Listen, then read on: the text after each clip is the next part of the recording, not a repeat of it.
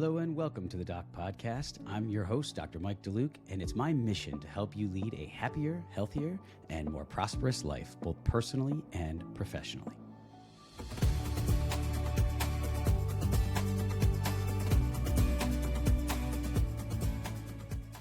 Hello and welcome to this episode of the Doc Podcast. Thank you so much for tuning into the show. And I just want to begin by saying I received an overwhelmingly positive response to last week's episode with Drs. Jerry Simmons and Steve Carstensen. If you've yet to listen to that show, it is definitely one you don't want to miss. Also, if you know of anyone who may benefit from hearing our discussion or who could help Drs. Simmons and Carstensen with their CGASP screening questionnaire, please share the show with them. And today, I have the pleasure of being joined by another amazing guest, Dr. Svitlana Koval, an orthodontist practicing in Boca Raton, Florida. Dr. Koval obtained her DMD from Boston University School of Dental Medicine and her Certificate of Orthodontics and master's degree from Odessa State Medical University in her home country of Ukraine. Dr. Koval has emerged as an internationally recognized expert in the diagnosis and treatment of sleep-disordered breathing in both children and adults. She's contributed to over 20 research articles and publications, as well as authored a chapter in a prominent orthodontic textbook. Dr. Koval owns and operates an amazing practice in Boca Raton, where she prioritizes airway development and breathing functionality, as well as the diagnosis and treatment of temporomandibular disorders. Some of what we discuss on today's show includes how and why Dr. Koval became so knowledgeable and passionate about the impact she can have on her patients' airway health, her current diagnostic and treatment protocols for both airway and TMD-related issues, the importance of expanding both the mandibular arch and maxilla in patients with a transverse deficiency, her thoughts on why we don't learn more about airway in dental school and specialty training programs, and much, much more. So without further ado, let's get on to today's episode with Dr. Svitlana Koval. Thanks so much and enjoy the show, everybody.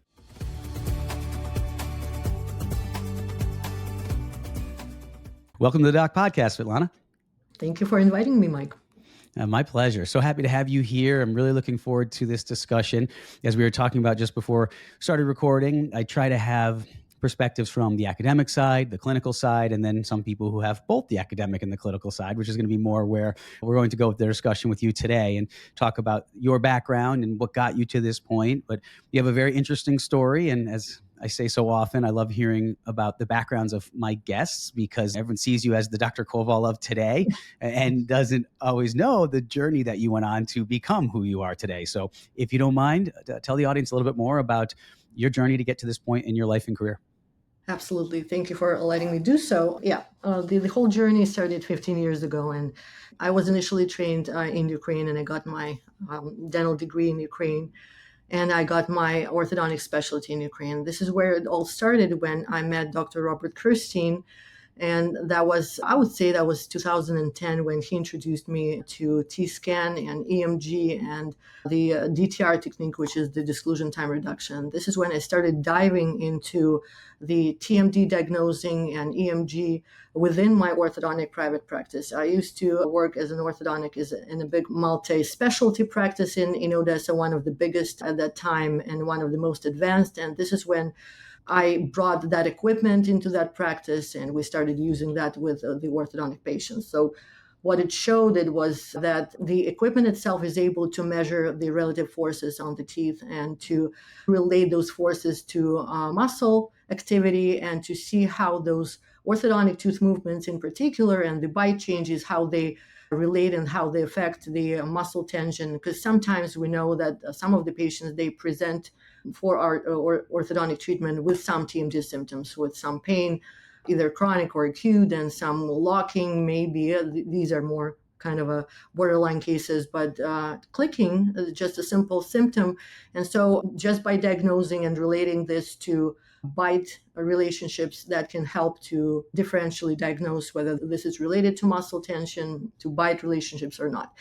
And that was the start of my journey. And I started diving into that. And then I started diving into the 3D technology when I relocated to the United States and did my education at Boston University. And I started implementing the 3D software and printing. And this is where I am right now when I use the graphy technology, the graphy resins for manufacturing and printing 3D printed aligners with the Nemotech software. This is the company originating from Madrid, Spain, and they are vastly known around the world, and they are big providers of software, not only for orthodontics, not only for aligner planning, but also for orthodontic surgery and for smile design and for implant placement. So they have a lot of applications within the software.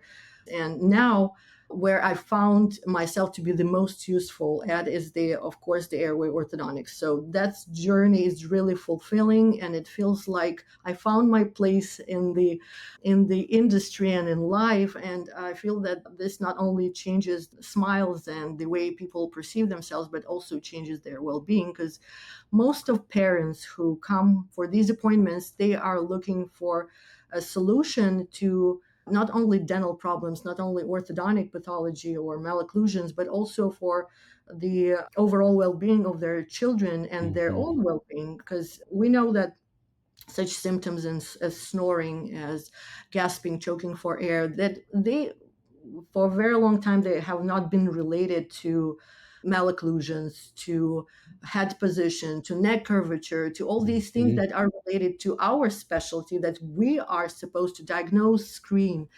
And in 2017, ADA came up with this guidance to dentists who are recommended to screen every single patient who comes for their appointment for airway restriction, for the restrictions of upper airways. Even though we widely rely on primary care physicians to diagnose for these symptoms, but they just simply have no time to do so. I mean, they are supposed to focus on so many things that parents bring in, that this particular issue it just does not get enough attention. So we here, and just because it's our area, it's the head and neck area, we are the first ones to respond to that. And I've been doing my research, and I've been looking into the literature, seeing who else was supposed to do screening. And we are in the industry of airway, where it's a group of healthcare professionals consisting of ENTs, consisting of myofunctional therapists, consisting of us dentists, orthodontists, and also sleep physicians, sleep specialists, pulmonologists. We are all responsible for this area that we call sleep disorder breathing, airway orthodontics, airway dentistry. And we know that this group of diseases, this group of conditions named sleep disordered breathing, it's related to not only the obstructive sleep apnea that we're all used to hear, that is vastly discussed, but also to central sleep apnea, to many others. Upper air resistance syndrome and obstructive hypoventilation and snoring. Absolutely. Yeah. Yep. All this spectrum of these conditions that just follows each other as a sequence, and we are the ones who can prevent, who can stop where it is, or who can not let this sequence to evolve into the most severe conditions that are called the obstructive sleep apnea. So we're here in our position to be able to stop this silent epidemics that is around us. Thank you so much for how you just explained that. I'm frantically jotting down some notes here to try to come back to some of these points, because you made so many great points on that. A lot of what you said, interestingly, too, was a lecture I just gave at the Winds of Change meeting out in St. Louis a few weeks ago. I was speaking of that spectrum of disease that is sleep disordered breathing or sleep related breathing disorders, that it isn't all about OSA, which I really feel like as orthodontists, especially, but even in dentistry, that's really been the focus for so long. I mean, the AAO white paper is titled Obstructive Sleep Apnea and Orthodontics. And the recent meeting in Marco Island of the winter meeting of the AAO and American Academy of Pediatric Dentistry, the part they devoted the last day that morning was obstructive sleep apnea diagnosis and treatment. So it's this focus of the end stage disease. And what I love that you said is we need to think about this differently. Instead of focusing on the detection and treatment of OSA/end stage disease, we need to start way further back at just mouth breathing and snoring, especially when you talk about looking at young children. Jerry Simmons, who was on my show last week, we talked about the fact that snoring in children is not normal and it is not okay. And it is our responsibility. You referenced the ADA 2017 statement, which Steve Carstensen, who was also with Jerry and myself on that episode, was one of the authors of that. And that called for screening for airway issues, as you said. The AO white paper, which people probably know, I've had some issues with some of what they did and said, mainly focusing on OSA only, but that actually calls on all orthodontists to screen for airway in their patients. So people who love to say, oh, the AO white paper says there's no need for the orthodontist to have any involvement in airway, read it. That is not what the AO white paper says. Where I think they get it wrong is they then get into the fact that we can't diagnose and treat OSA. Correct. I should say, I agree with that, right? That is a medical diagnosis and treatment plan. But that's where they get it wrong, is they're focusing on the end stage disease. We can detect and treat the signs and symptoms of sleep-related breathing disorders or sleep disordered breathing. And one of the first of those is mouth breathing and snoring in children. The other part of that is, I love how you highlighted not just the impact this makes on the children, but on their families. I just had a conversation the other day with someone who was in the area where I used to practice. She's a oral myofunctional therapist and was asking for some advice and guidance on a little 6-year-old guy who is sleeping so poorly and having such issues that the parents have to sleep in the same room just to monitor him. And I mean, I had an episode of my podcast a little over a year ago where I had parents of patients I treated talk. Dad's a certified registered nurse anesthetist, talked about having to take shifts with his wife, sitting with their daughter to keep her chin tilted so she could oxygenate at night. And it's has an effect. And then you add in that this child wakes up, they're a zombie. And then you add in that they have the ADHD related symptoms oftentimes, and the poor school performance and the impacts on their cognition and behavior. I just don't understand how our colleagues can turn their backs on this. What are your thoughts on why people fight so hard in our profession to say that this isn't a thing? I believe it comes from the educational background that we lack this initial education. We lack this ground basis education where the education coming from the residences and coming from dental schools has to start implementing these basics of understanding the airway anatomy, the airway relationship to, and the risk factors and the comorbidities. And we know that one of the most impactful risk factors in children, especially, is the malocclusion, is the craniofacial anomalies. And we cannot always state that it's genetic.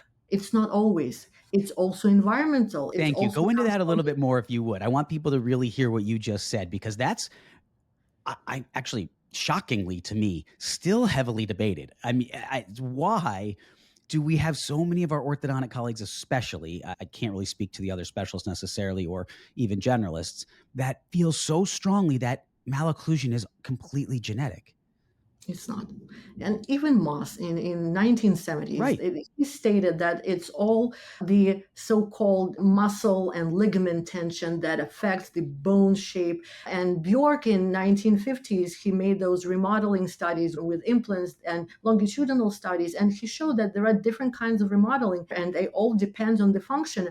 He related those remodeling patterns to more of a muscular tension of the masseter muscles and the anterior overbite related, but there was no clear explanation at that time, just because our radiologic or radiographic equipment was not that developed at that point, and they only used lateral cephalograms to monitor the changes, and those remodeling was also monitored in sagittal plane. Now we have more insight into frontal plane, right, into the anterior, what's happening in terms of width of the skull, and we all the airway orthodontists, or the majority of them, have CBCTs, and we not only limit ourselves to jaw areas, we have the full maxillofacial area, including the whole skull and the neck and the cervical region up to C7, where we get all that insight into the neck curvature as an adaptation to the mandibular position and to the restricted airways. And we know that those children that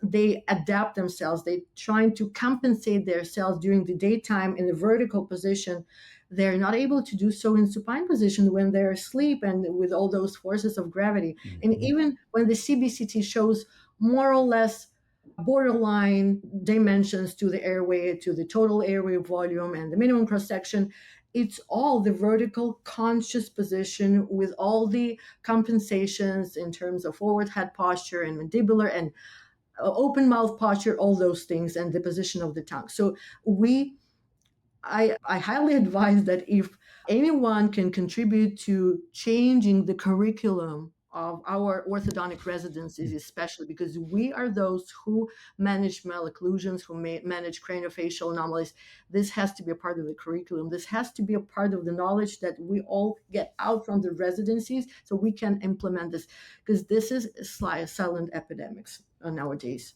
It's so true. I find it interesting that we read a lot of the literature, we just don't learn how to apply it. We read Bjork and Moss and the functional matrix and Harvold studies, what you said about neck posture. I mean, that goes back. Linda Aronson was talking about this in studies back in the 70s with neck posture. There's a study in 2010, I believe it's Chavez, in 2015 by Sabatucci, that conducted randomized controlled trials showing that children who presented initially with excessive curvature of the C-spine, once their airways were normalized and they became nasal breathers instead of mouth breathers, and those obstructions were eliminated, the neck curvature starts to normalize. And so we're taught that if the patient has excessive curvature in the C-spine on whether you use 2D lateral ceph or 3D, that it's because the assistant positioned the patient wrong. And while that can happen, that is certainly not, especially in today's day and age with laser lights lining up on Frankfurt. I mean, you'd have to have someone really get the patient out of alignment to do that. When I started realizing this, before I even knew and understood the application of that literature in my practice, I just started looking at my before and afters. And I always challenge the residents I teach to do that. Don't just take those D-bond pictures and throw them in a folder or throw them in your software and walk away. I learn more by looking at my work critically. It's not always fun. Not every case is going to be a home run. You owe it to your patients and to your profession, though, to sit down with every single case you treat and look at the initials and the finals, both clinically and radiographically, and look at how that patient changed. And that, to me, was when I really started recognizing, initially, going back a couple decades, some of the deficiencies in my treatment approaches. And then as I started honing in and being more airway aware and understanding the impacts of what I was doing, that's how I saw that curvature in the C-spine. Because I'm looking at these patients before and after and thinking, wait a minute, this keeps happening, that beforehand they've got this head tilt, yeah. right? Like this just, so again, it's look at your work, be critical of your own work. And as far as the application, getting back to what you were saying, and I started on with the application of that knowledge, I feel like there's just this disconnect. I mean, we talk about Coracini's studies and we know the evolutionary nature and that in pre-industrial skulls, there's essentially no malocclusion, certainly very little, if any, crowding. We know the jaw size is shrinking way faster than it could from an evolutionary standpoint. I mean, Coracini's studies in the early 80s were in the AJO at that point. Now it's AJODO in the AJO. Why don't we teach? I have a thought, but I want to hear your thought on why we might learn about the literature, but we don't learn how to apply it. And when we get into the clinic, we are hyper-focused on being two straighteners. Kevin O'Brien has just recently made a review of one of the articles published in AJODO this year that had a longitudinal study on aborigines in South America, a 13-year study where they measured the arch dimensions, the perimeter, the crowding before, when they were the average age of the population. It was approximately 60 persons, not patients, but the subjects, and they measured before and afters, and then they measured it again 13 years after, and they found that actually those subjects, they developed a little bit of crowding. So the crowding was not drastic that they developed. They developed approximately a millimeter of crowding on average, and those who did not develop, they just had some of their teeth lost. So the impression of that study that Professor Bryan expressed was that there is a big genetic impact of how this all works. So even though they were exposed to raw diet and to nothing of what we have right now, all those processed foods and all the environmental factors like office work at the desk and having your neck posture influenced by the work at the computer. So he concluded that there was a genetic impact. and that my functional and phenotypical changes are not evident and they do not happen, which I don't agree. I believe that nowadays our population is so much influenced by all of the environmental factors wherein we take advantage of all the advances of the technology, but we have to sacrifice some of our traits that we used to have. Yes, I still agree that bag theory of horizontal and vertical tooth wear and loss of the with all those nice arches, it's still there, it's still in place. That diet plays an incredible role in maintaining wide nice arches, and those people who exhibit more of a less processed foods diet, they do have wider arches, they do have wider palates, and they're less prone just because of the lifestyle. And it's not only the diet that impacts, it's also allergic instances, the congestions, all the infections that we get in touch with during the childhood. So diet is one factor. And genetics is also impactful, but we do have so many factors coming and affecting the midface, which is made by the maxillary complex, and maxilla occupies the whole midface, that this part which influences the nasal passages and then goes down and affects the palate and the oral cavity and the oropharynx, we cannot deny this. It's not only the diet, it's breathing as well. So let's put that factor on our weight and make it as impactful as the diet nowadays. We might learn something else down the road. We might learn some other factors contributing. We are evolving as researchers, as scientists. We are diving deeper. We never had any CBCTs even 50 or 70 years ago. We never knew that there is a connection between the nasal passages, upper airways, the sphenoid bone, and that the midfacial expansion could cause the separation of the sphenoid and maxillary sutures. So we never looked into that. Now we know all that. So we're evolving and we're getting new pieces of knowledge, new pieces of puzzle into our big understanding of what's going on. Yeah, I'm glad you brought that up because it's epigenetics, right? I mean, it's the environment and behaviors changing gene activity without altering the DNA sequence. I don't know many people. I mean, in psychology, in psychotherapy, they call it the diathesis stress hypothesis or model. I mean, that concept that you have predisposition towards certain genetic traits, but that your environment, your upbringing, your family life, your experiences will bring out certain positive and negative sides of your DNA. The people that argue that this is genetic, so to someone like Kevin, I would say, so talk to me about adenoid facies. Because when you say that to these people, they often say, well, that can happen, but that's really isolated. Well, you can't have it both ways. Either whether it's isolated or not, if it's a thing, if you believe it, and that was brought out in 1870 by Wilhelm Meyer. It's not a new concept. It's 150 years old that we understood that something in the way these people are breathing, as you said, we didn't understand the connectivity of it all, but there was a realization superficially that the way that this child is breathing is affecting the growth of the face. And so if you believe that adenoid facies is a thing, if you believe, and it's on pretty much every board exam out there in the dental arena, if you believe that the way a child breathes, not through their nose, but through their mouth, can change the way the face can grow, I don't know of many studies out there that have refuted that adenoid facies is a thing over the past 150 years. I don't think so. I'd love to see them if they exist. I'd love Kevin to furnish those studies, but then you don't get to say that there's no environmental input. We can debate how much it's an input, and we can debate how much is airway versus, as you said, diet versus all these other factors. That's a different argument. So many of these people come out and say, oh, well, there's just no influence of environment on all of this. And interestingly, when you talk about these Aboriginal skulls and looking at, say, a millimeter or two of crowding, I mean, a millimeter or two of crowding in today's terms is literally essentially nothing. And of a lot of those, if you look back at a lot of the skulls where there was some lower incisor crowding, the same diet that caused the transverse of the face to grow wider. And Corcini talked about this extensively, especially in his big studies from the anthropological literature. That same diet did cause more occlusal wear as these patients aged because it was much more abrasive. So when you look at these skulls, you'll see lower cuspite and flatter occlusal tables. Well, that will then allow for the auto rotation of the mandible, which will bring the lower incisors in heavier contact with the upper anterior teeth, and it will cause those lower incisors to get a little bit buckled and crowded.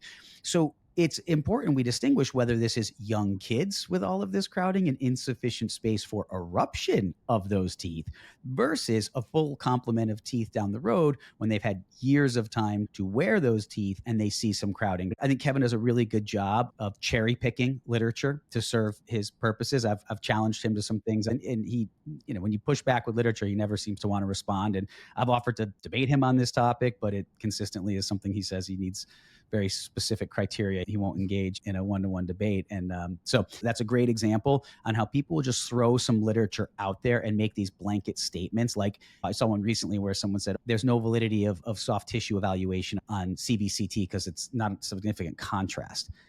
That is just such a ridiculous statement. We could have the debate of if it's 100% translation of what you're seeing radiographically versus clinically, right? We know there's some data loss there.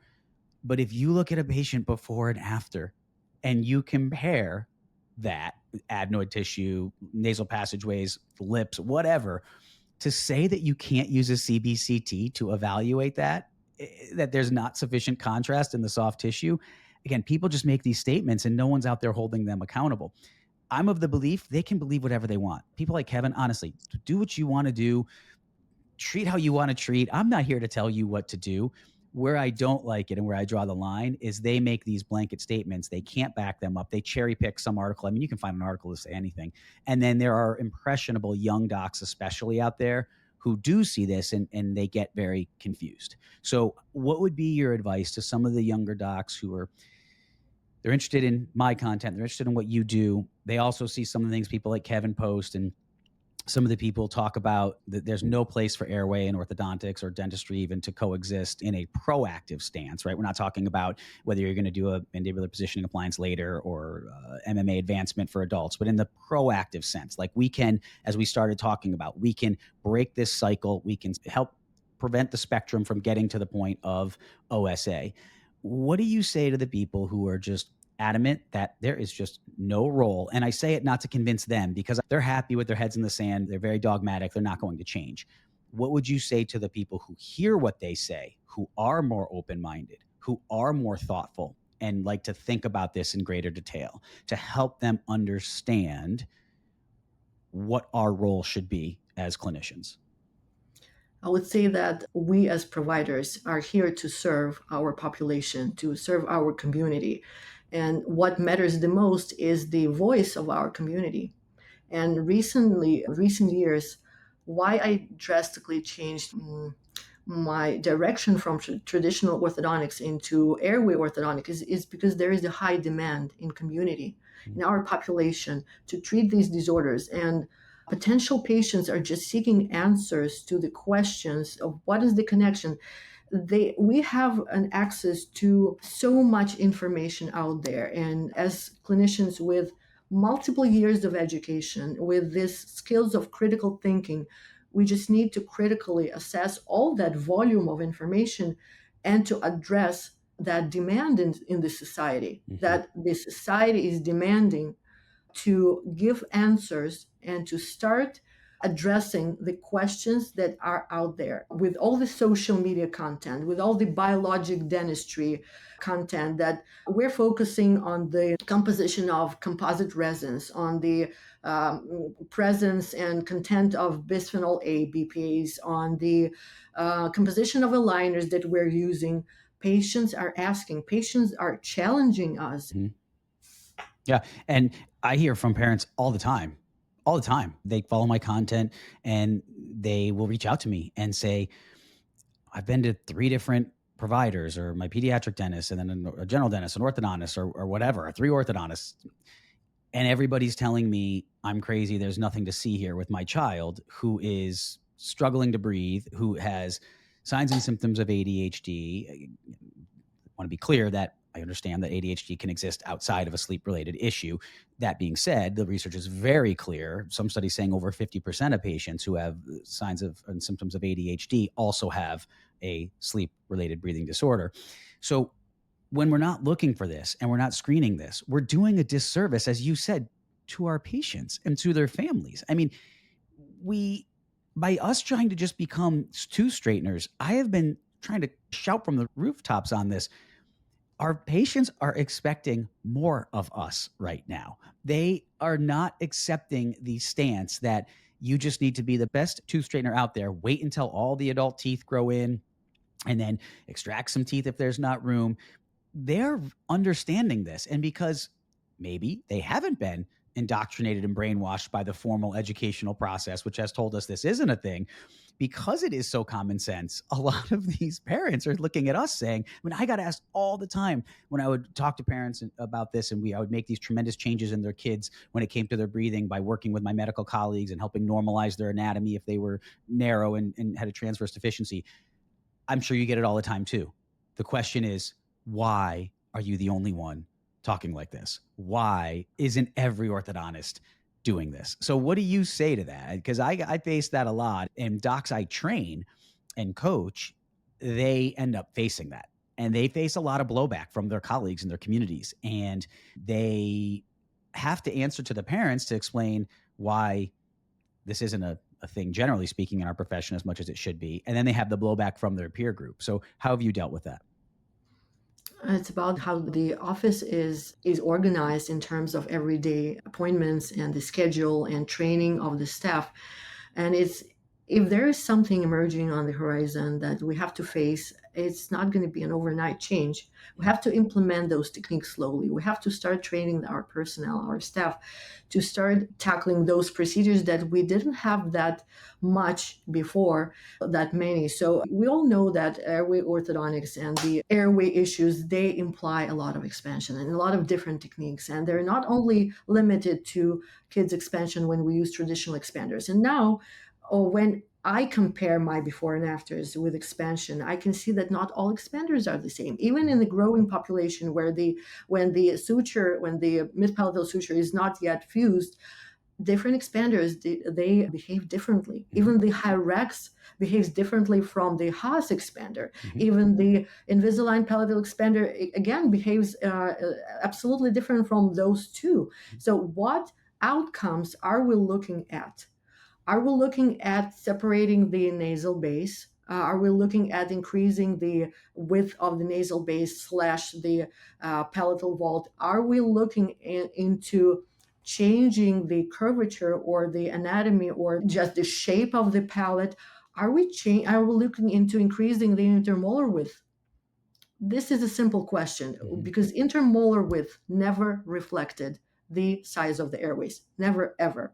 It's the dental velar measurement that was used before the CBCT was introduced. And now it's widely used to evaluate the efficacy of the expansion treatment, but it never relates to the actual size of the nasal passages of the maxillary sinuses, because the intermolar width does not necessarily reflect the amount of bone expansion. Right.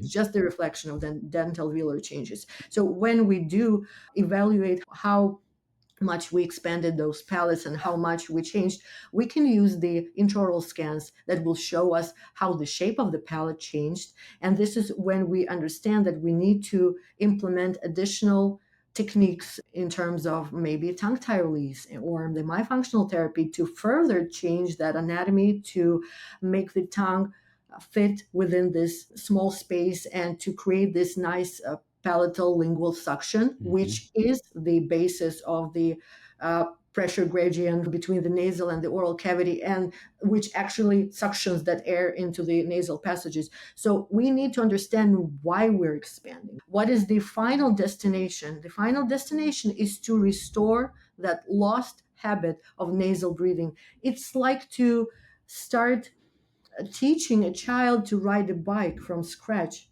We forgot how to breathe through our noses, and that's a whole sequence to that. It's not only expansion, it's the muscles, it's the perioral musculature, it's the internal nasal valve, it's the whole structure of the oropharynx, nasopharynx, and so forth. So we have to evaluate those baseline measurements in terms of what is the minimum cross section, because In 2012, Schneider, they took 1,200 patients and they did a cross-sectional study when they measured the CBCT measurements of the total airway volume and the minimum cross-section, and they concluded that there is an association between those measurements, even though the CBCT is not a golden standard to diagnosing obstructive sleep apnea and sleep-related sleep disorder breathing. They found that certain numbers are associated with the risk of the sleep apnea of mild, moderate, and severe. And 50 square millimeters is associated with the risk of mild sleep apnea. Anything below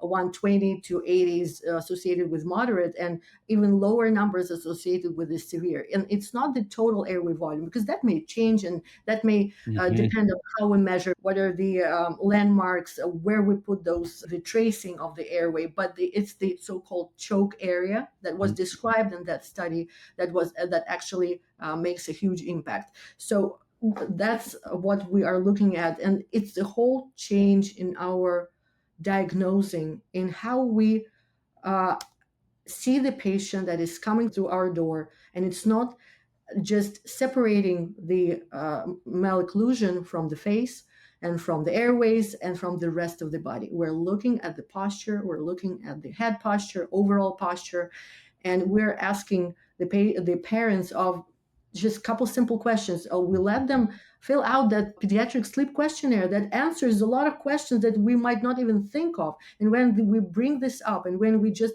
review this questionnaire with the parents at the appointment, they say, hey, I never thought that this could be related to their bite or their malocclusion.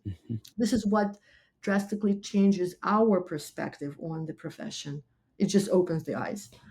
How did you do it, and how do you do it? You practiced in an environment that wasn't being done early when you said you were in a busier, more corporate type practice.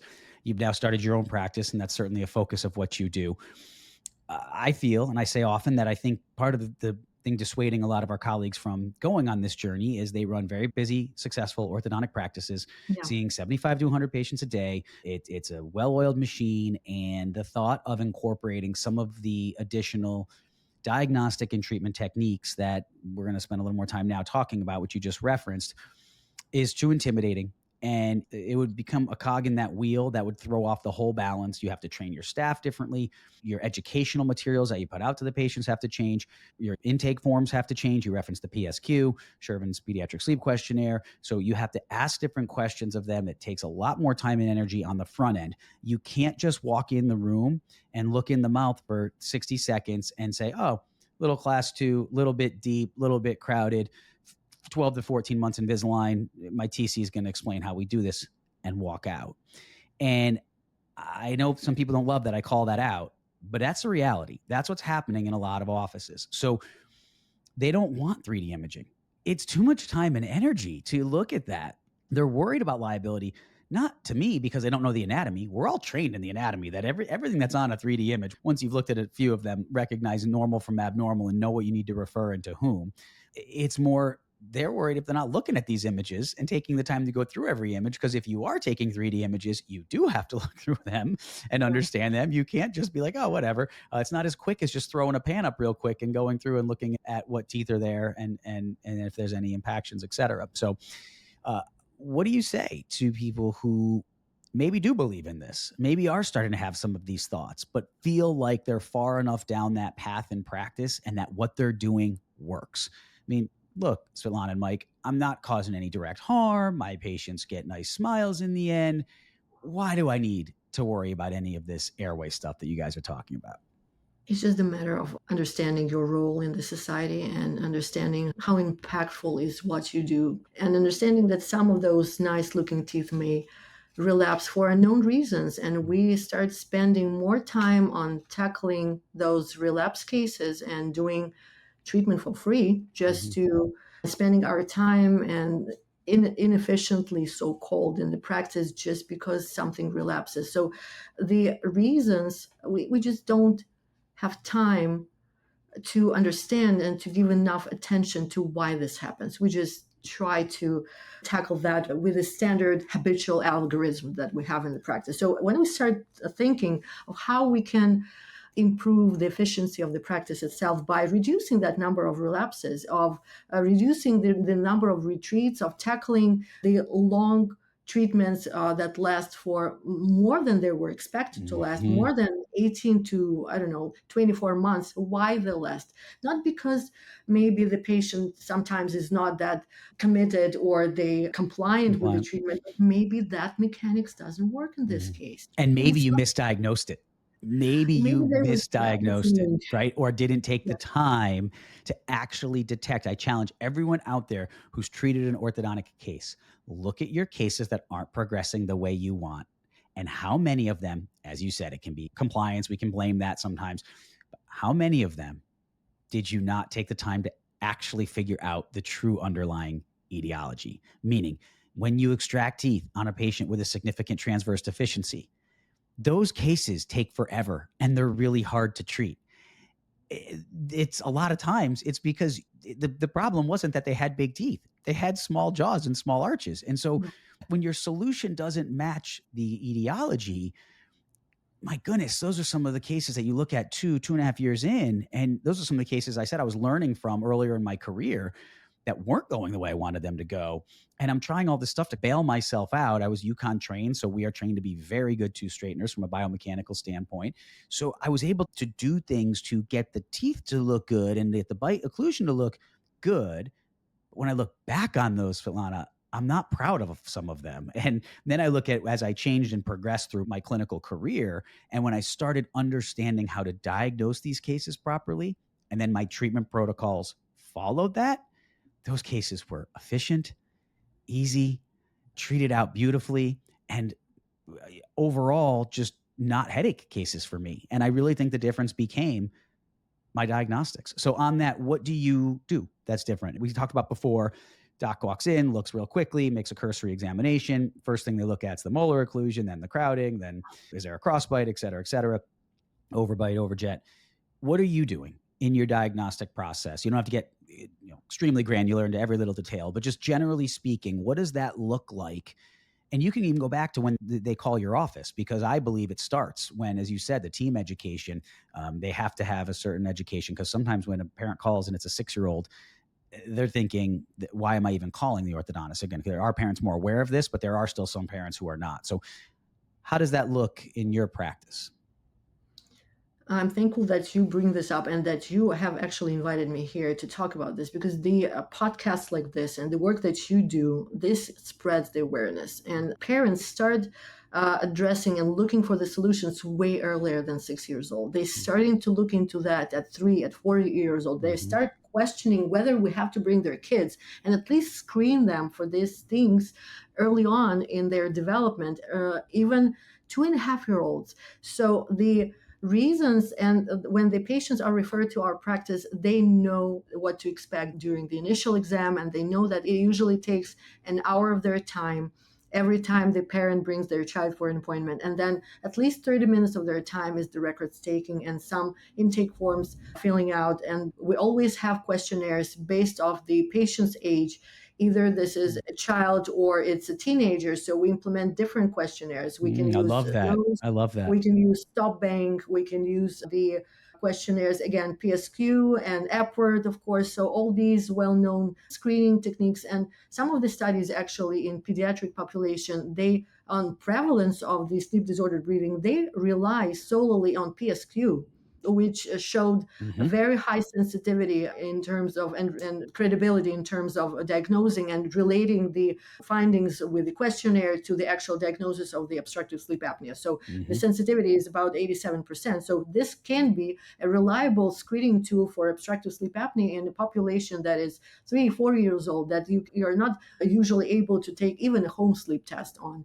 So this is when we start, and then we take, of course, the regular set of extra intraoral photographs. We do the evaluation in the chair. I usually look at the tonsils. I look at the tongue tie, and as Dr. Zaghi and Dr. Yoon have recently published an article on on the methodology on how to actually evaluate the range of lingual freenom motion. There are two main techniques, which is the tip of the tongue to the incisive papilla range of motion, and there's another, the mouth opening with the tongue in the lingual palatal suction. So that is also something that we do during the appointment. We evaluate the tonsils because in pediatric population, the enlarged tonsils and adenoids were shown to be the risk factor for developing sleep apnea. And as Gemino published in 2004, the main treatment modalities for those children are the adenotonsillectomy, or the watchful waiting for a certain degree of tonsil and adenoid enlargement. It's the maxillary expansion and mandibular advancement with orthodontics.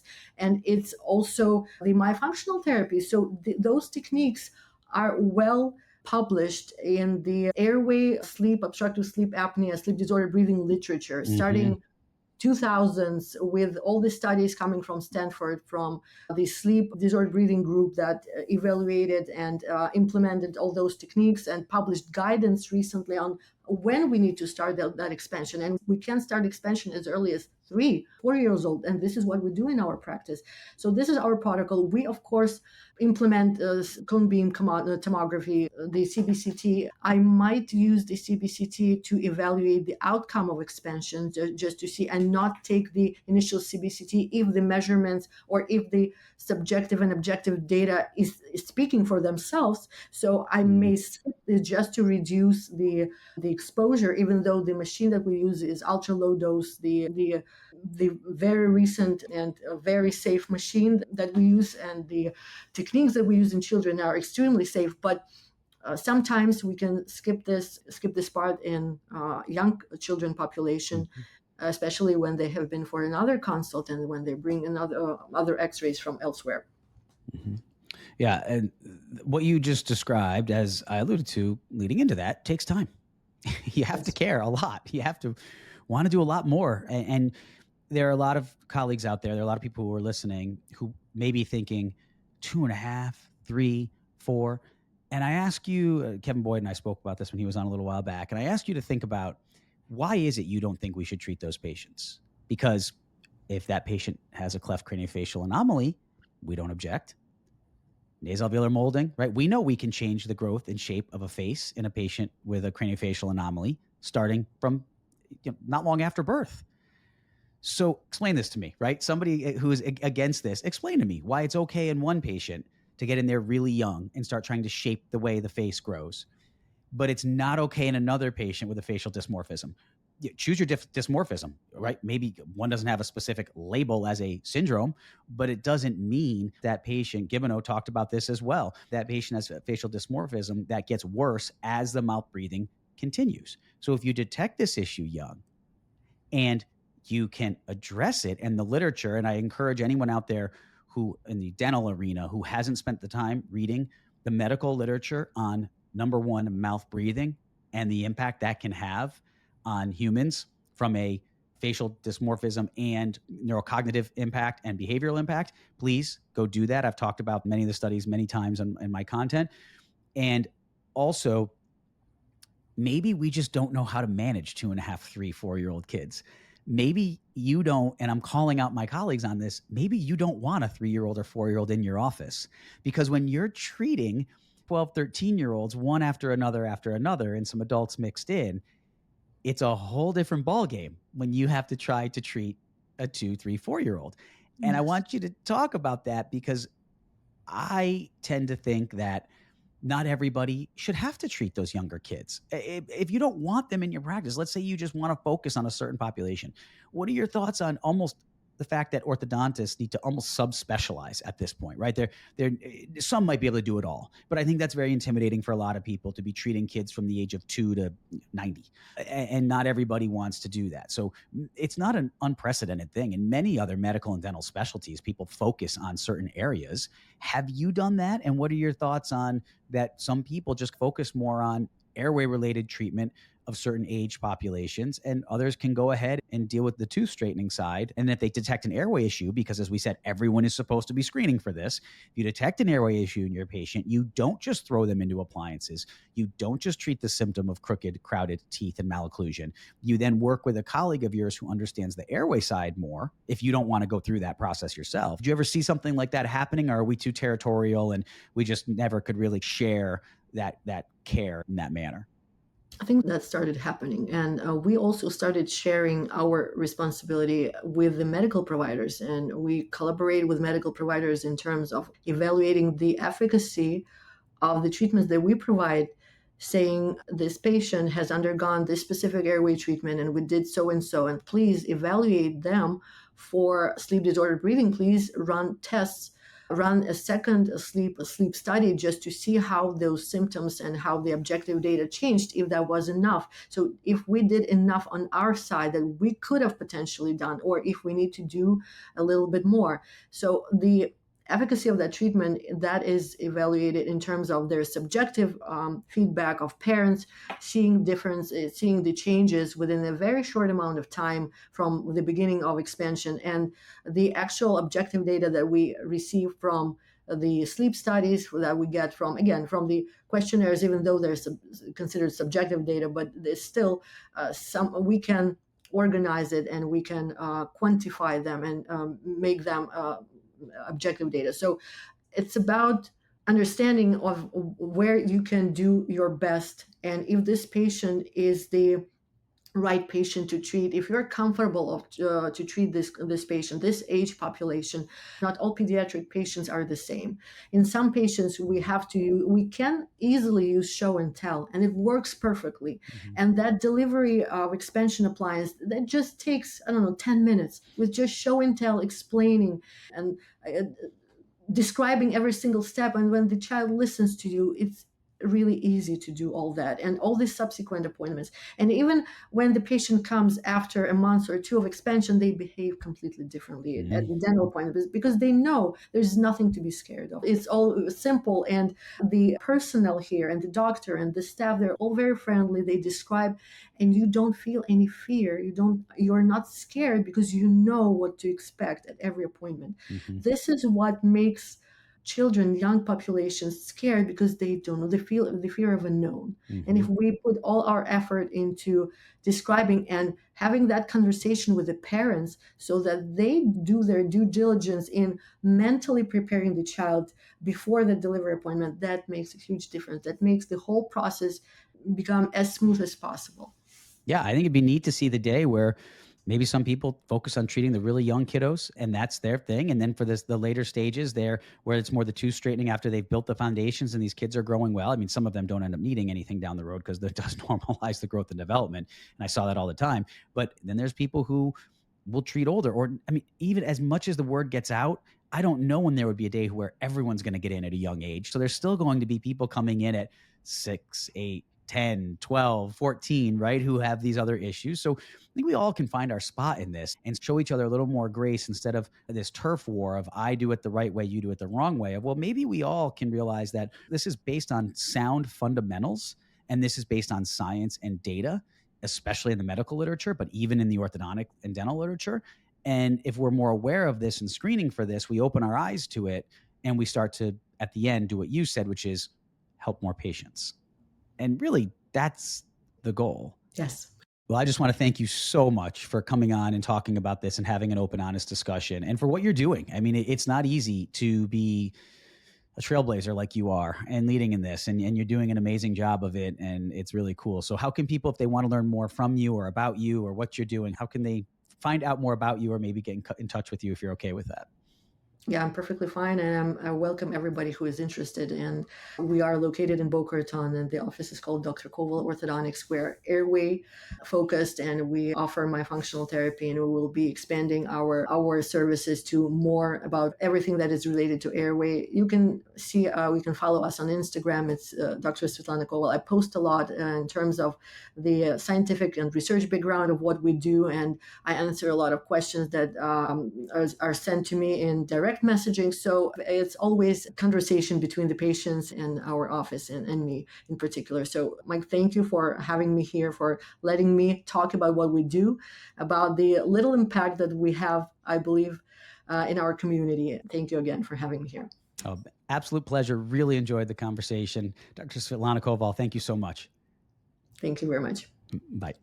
Thank you for tuning into this episode of the Doc Podcast. Be sure to visit theorthocoach.com to get access to ADA CERP recognized CE courses or to schedule a private one-on-one coaching session with me.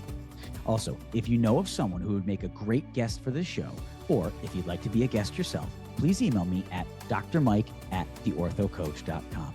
And be sure to join the Doc community on Facebook for more great content.